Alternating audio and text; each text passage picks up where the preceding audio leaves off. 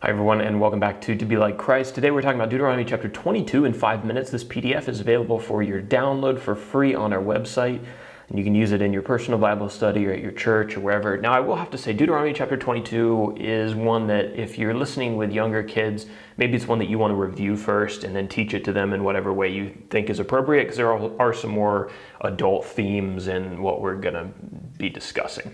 But with that, let's ask our important questions as far as when these events happened, our characters, and where the events happened. So when is the same as the first 21 chapters.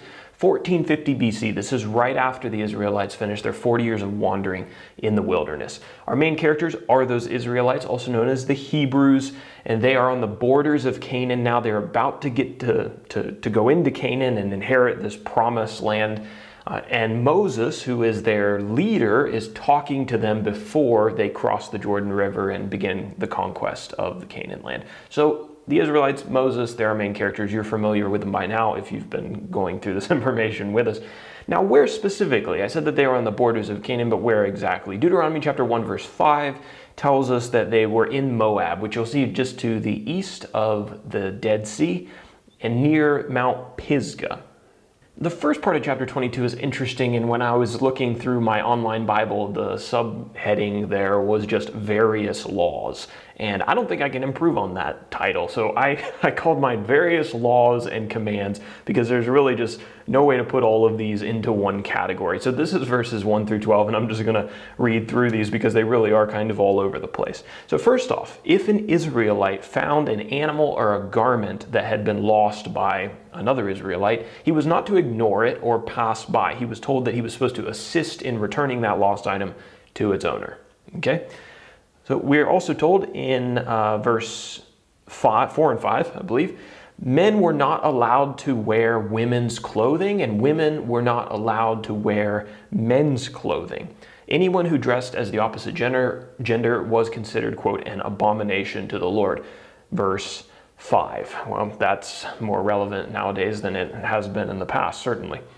Next up, if a Hebrew found a bird's nest, and there was a mother bird sitting on eggs or sitting on baby birds that had just hatched, the Israelites were allowed to take the baby birds or the eggs, but they were not allowed to take the mother with the eggs or the baby birds. Okay? Next, the Israelites were to build parapets. I had to look that word up. Parapet is a low protective wall on their roofs so that if anyone was up on the roof, they wouldn't accidentally fall off and be killed. Vineyards were only supposed to be planted with one type of seed. The Israelites were not allowed to plow their fields with an ox and a donkey yoked together. I've never seen that. I don't know if it works or not, but they weren't allowed to do it. Clothing was to be made from only one type of fabric. They weren't supposed to mix the fabrics of their clothing together using 2 or 3 in the same garment. And then finally, the Israelites were to sew tassels onto the 4 corners of their garments. And we've talked about that back in the books of Exodus, Leviticus, mostly those 2 books. And so if you want more details on a lot of these laws, you can find it back in those books. All right, so that takes us to our second section, and this is the part that may need some parental wisdom as far as whether you not want to go over it with your children. But laws concerning sexual misconduct, verses 13 through 30. If a man accused his wife of deceiving him and not being a virgin when they were married, the woman's father was to bring evidence of her virginity to the elders of the city. Now, you're probably scratching your head and be like, well, what exactly was evidence? The text says that it was a cloak, but exactly how this works, a lot of scholars still have questions about all the details. But anyway, the father evidently knew what this was. He was supposed to bring evidence of his daughter's virginity to the elders of the city. If evidence was provided, then the husband who made the false accusation was to be whipped. He had to pay his father-in-law 100 shekels of silver, and he was, where did it go? And he could never divorce his wife because he had brought this shame on her by bringing this false accusation. Now, if it was uncovered that the woman had deceived him and that she was not a virgin when they were married, then the woman was to be put to death. We're also told that adulterers were supposed to be put to death, both the man and the woman who are committing adultery. And then another law. In the city, if a man slept with a woman who was betrothed to another man, and the woman did not cry out for help during this happening, both the man and the woman were supposed to be put to death, right? The idea being if she doesn't cry out for help, then evidently she is consenting to this happening, right? Because you're in the city, so there's a lot of people around, they would be able to hear you. Now, in the countryside, the law was different. If a man seized a betrothed woman and slept with her in the countryside, then only the man was to be put to death. This was because it was possible that the man, overpowered the woman, and he did this to her. She cried out for help, but you're in the countryside, so no one's around to hear you, right? In that case, only the man was to be punished.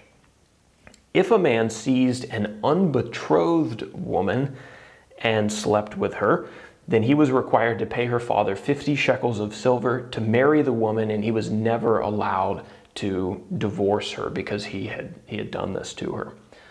A man was also forbidden from sleeping with his father's wife. That's the last commandment that we have in this chapter. So definitely an interesting chapter. We've got all kinds of various laws in the first part, and then laws dealing with sexual sins in the second part. For application, I want to go up to verse 5, which we referenced earlier, where it says that a man shouldn't wear a woman's garment, a woman shouldn't wear a man's garment. I guess if there was ever a text and a time to deal with the transgender issue, it would be, here in this chapter. Human beings are made in the image of God, and God created us with unique genders. Humans attempting to change their gender or to eliminate the idea of gender is just another manifestation of the same pride that says, I know better than my creator.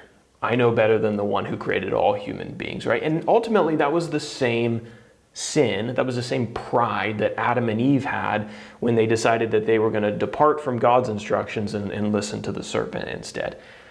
God has not made any mistakes. Right? He didn't put anybody in the wrong body. So maybe we ought to listen to him to discover who we truly are when we find ourselves in an identity crisis, rather than some of these snakes in the garden who are out here in our culture telling people that they need these medical procedures and they need to start cutting off body parts and dumping new hormones into their body. Maybe it's better to listen to your Creator, and he'll reveal who you are and who you ought to become, rather than some of these other snakes.